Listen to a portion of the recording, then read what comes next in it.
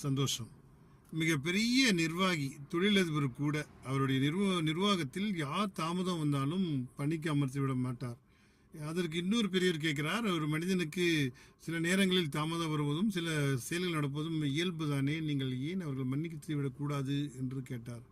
அவர் அதில் எனக்கு உடன்பாடு இல்லை, நான் மன்னிப்பதற்கு பெரும் விஷயம் ஒன்று மன்னித்து விடுகிறேன். ஆனால் அவரை நம்பி எப்படி என்னுடைய நல்ல ஒரு செயலை அவர் ஒப்படைக்க முடியும்? நாளை இதே போல் ஒரு அந்த காரியத்திற்கு இவர் காலதாமதமாகவோ வேறு செயல்களை அவர் குறுக்கிட்டால் அவர் நம்பிக்கை என்பது போய்விடும். அதனால தான் நான் ஆரம்பத்திலிருந்து தாமதம் வரக்கூடிய யாரையும் அனுமதிக்கப்பட மாட்டேன்.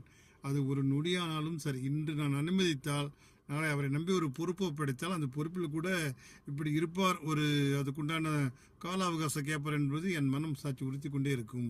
அதனால தான் எனக்கு உடன்பாடு இல்லை.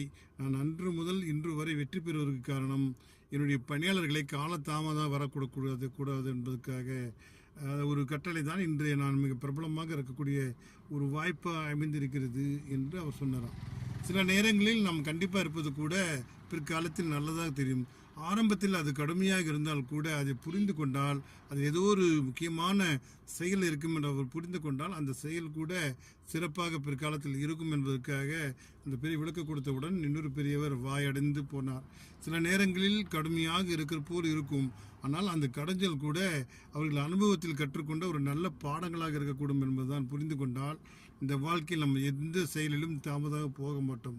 ஒரு ரயில் வண்டியை நீங்கள் தாமதாக போனால் உனக்காக 1 நிமிடம் 2 நிமிடம் நிச்சயமாக காத்திருக்காரு. ஒரு ஃப்ளைட்டில் நீங்கள் போனாலும் கூட அது 1 நிமிடம் உனக்காக காத்திருக்கக்கூடாது. அது நேரத்தில் சென்று விடும். அதற்காக நீ தயாராக செய்து விடுகிறாயோ அதே போல தான் பணியிடத்திலும் உங்கள் காரியத்தை 1 நிமிடம் கூட தாமதம் எடுக்காமல் சொன்ன நேரத்துக்கு சொன்ன இடத்திற்கு சரியாக சென்று விட்டால் அந்த இடத்தில் அந்த அர்ப்பணிப்பு நம்ம மிகப்பெரிய அற்புதமான காரியங்களை சாதிக்கக்கூடிய வல்லமை பெறும் என்பதற்காக தான் இதை பதிவிட்டிருக்கிறேன். சந்தோஷம். வாழ்க வளமுடன்.